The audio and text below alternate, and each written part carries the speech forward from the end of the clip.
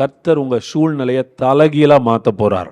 உங்களுடைய சூழ்நிலைகள் தலைகீழாக மாற்றப்படும். அதாவது அப்சைட் டவுனாக கர்த்தரால் மாத்திரம் மாற்ற முடியும். எங்கேயோ இருக்கிற மனுஷனை தூக்கி எங்கேயோ வைக்கிறது இந்த உலகத்தால் முடியாது, கர்த்தரால் மாத்திரம்தான் முடியும். உலகம் தகுதியை பார்த்து உயர்த்துகிறது, தேவன் தகுதி இல்லாதவனை உயர்த்துகிறார். இந்த காலை நேரத்தில் தீர்க்க தரிசனமாக ஒரு வார்த்தையை எல்லாருடைய வாழ்க்கையிலும் பேசுகிறேன். நான் விசுவாசிக்கிறேன், எதை கேட்கிறோமோ எதை விசுவாசிக்கிறோமோ அது நம்ம வாழ்க்கையில் அப்படியே நடக்கும். இன்னைக்கு இருக்கிற நிலையை நினைச்சு கூட பார்க்க முடியாத உயரங்களுக்கு கர்த்தர் உங்களை எடுத்து செல்ல வல்லவராக இருக்கிறார். தேவனால் கூடாத காரியம் ஒன்றுமில்லை. 1 சாமுவேல் 2ஆம் அதிகாரம் 8ஆம் வசனத்தை வாசிக்கலாம். இது ஒரு தீர்க்க தரிசனமான வார்த்தை. அன்னாள் பாடுறாங்க. அன்னாள் தேவனை பற்றி சொல்லுகிறார்கள். அவங்க சொல்லும்போது சொல்றாங்க, கவனிங்க, கர்த்தர் யார் எடுக்கிறாராம்? சிறியவன் எடுக்கிறாராம். சிறியவனை எங்கிருந்து எடுக்கிறாராம்? புழுதியிலிருந்து குப்பையில் இருக்கிறவனை கொண்டு போய் பிரபுக்கள் உட்கார்ற சிங்காசனத்தில் தேவனால மாத்திரம்தான் உட்கார வைக்க முடியும். ஒரு நார்மல் பிளேஸ்ல இருக்கிறவனை அசாதாரணமான இடத்துல கர்த்தரே உட்கார பண்ணுகிறார் என்று சொல்லுகிறார். இன்னைக்கு நான் சொல்றேன், உங்களுடைய பொசிஷனை உயர்த்தி கர்த்தரே உங்களை உயரங்களில் உட்கார பண்ண போகிறார். அவரே சிறியவன் எடுக்கிறாராம், அவனே மகிமையான சிங்காசனத்துல உட்கார வைக்கிறாராம். உங்களை எடுக்கிறவர் கர்த்தர், உயர்த்துகிறவரும் கர்த்தர். உங்களை தெரிந்தெடுத்தவர் கர்த்தர், உங்களை கனப்படுத்துகிறவரும் கர்த்தர். வேதம் சொல்லுகிறது, நீங்கள் என்னை தெரிந்து கொள்ளவில்லை, நான் தான் உங்களை என்ன பண்ணேன். எத்தனை பேர் விசுவாசிக்கிறீங்க கர்த்தர் உங்களை தெரிஞ்செடுத்தாருன்னு? நான் சொல்றேன், கர்த்தர் தெரிஞ்செடுத்தது உண்மைனா உயர்த்த போறதும் உண்மை. கர்த்தர் புழுதியிலிருந்து எடுத்தது உண்மைனா சிங்காசனத்துல உட்கார வைக்க போவதும் உண்மை. ஆமென். கர்த்தருடைய வசனத்தை சரியான நேரத்துல பெற்றுக்கொள்ள பழகுகிறவர்களா இருக்க வேண்டும். சில நேரத்தில் ஆண்டவர் சென்ட் பண்ற வேர்டை, அந்த டைமை, அந்த சீசனை நம்ம மிஸ் பண்றதுனால ரொம்ப லேக் ஆகி பின்னாடி இருக்கிறோம். பல இடங்கள்ல ஆண்டவர் ஒரு வார்த்தையை சொல்றாரு, அந்த வார்த்தையை கேட்டு அப்படியே விசுவாசிச்சா நம்ம வாழ்க்கையில் அது அப்படியே நடக்கிறது. சீஷர்களை பார்த்து ஒரு நாள் இயேசு சொன்னார், அக்கறைக்கு போவோம் வாருங்கள்னு சொன்னார். அக்கறைக்கு போவோம் வாருங்கள்னு எல்லாரும் போட்ல ஏறிட்டாங்க. போட்ல ஏறது பெரிய விஷயம் இல்ல, அக்கறைக்கு போறோன்னு உன்னால நம்ப முடியுமா?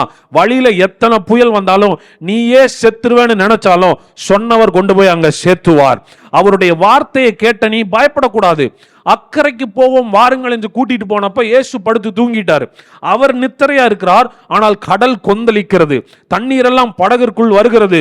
மூழ்கி விடுமோ என்று பயப்படுகிறார்கள். ஏன்னா அந்த படகுல மீனவர்களும் இருக்கிறாங்க, கடல்லேயே வாழ்கிறவர்கள், பல கடலினுடைய சீற்றத்தை பார்த்தவர்கள். ஆனா இன்னைக்கு இருக்கிற சீற்றத்தில் அவங்களுக்கே ஒரு நம்பிக்கை இழக்கிற மாதிரி இருக்குது. செத்துருவோம் போலயே, மூழ்கிறோம் போலயே, உள்ள அமுங்கிருவோம் போலயே அப்படின்னு பயந்து கடந்து இயேசு எழுப்பும் போது சொல்றாரு, ஏன் அற்ப விசுவாசிகளை ஏன் என்ன பண்ணீர்கள்? சந்தேகப்பட்டு. நான் சொன்ன வார்த்தை ஏன் சந்தேகப்பட்டேன்னு கேட்கிறாரு. நீ கடலை பார்த்தது பிரச்சனை கிடையாது, கடல் கொந்தரிக்கிற அலையை பார்த்தது பிரச்சனை கிடையாது. அக்கறைக்கு போவேன் நான் சொன்னதுக்கு அப்புறம் எப்படி கடல் உன்னை மூழ்கடிக்க முடியும்? அக்கறைக்கு போலான்னு நான் சொன்னதுக்கு அப்புறம் எப்படி கடல்ல நீ சாக முடியும்? கர்த்தருடைய வார்த்தை உன் வாயில இருக்கும்போது எப்பேற்பட்ட சீற்றமும் உன்னை அழிக்க முடியாது, எப்பேற்பட்ட எதிர்ப்புகளும் உன்னை அழிக்க முடியாது.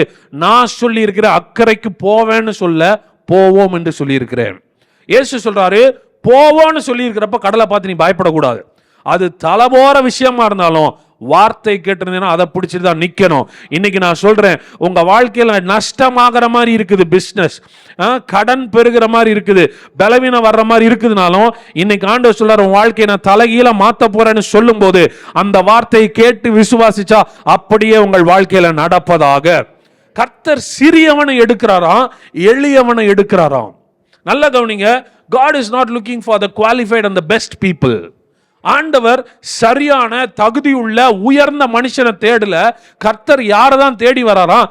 சிறியவனையும் எளியவனையும் தேடி வருகிறவர். நான் சொல்றேன், உங்க கண்ணுக்கே நீங்க சாதாரணமானவங்களா தெரியுறீங்களா? உங்களை கண்டிப்பா தெரிந்தெடுக்கிறார். நான்லாம் ஒரு ஆளுங்களா அப்படின்னு நினைக்கிறீங்களா? உங்களை தான் கர்த்தர் தெரிந்தெடுக்கிறாருன்ற. சிறியவனையும் எளியவனையும் புழுதியிலிருந்தும் குப்பையிலிருந்து எடுத்து அவனை ஏதோ வாழ வைக்கிறார்ல, ராஜாக்கு ஈக்குவலா கர்த்தர் வாழ வைக்கிறாராம். தேவனுடைய குணாதிசயத்தை புரிஞ்சிருச்சுன்னா ஆண்டவர்கிட்ட பெரிய விஷயங்களை எதிர்பார்ப்போம். நம்முடைய எதிர்காலத்தை குறித்த ஒரு நல்ல படம் நம்ம மனசுல இருக்கும். நான் சொல்றேன், உங்க தகுதியை பேஸ் பண்ணி வாழ்ந்தீங்கன்னா குறிப்பிட்ட உயரம் தான் போக முடியும். கர்த்தர் உயர்த்துவார்னு நினைச்சீங்கன்னா நீங்க தகுதி இல்லாத இடத்துல எல்லாம் கர்த்தர் உயர்த்தி வைப்பார். எங்கேயோ இருக்கிறவனை கொண்டு போய் எங்கேயோ வைக்க ஆண்டவரால முடியும். ஆமென்.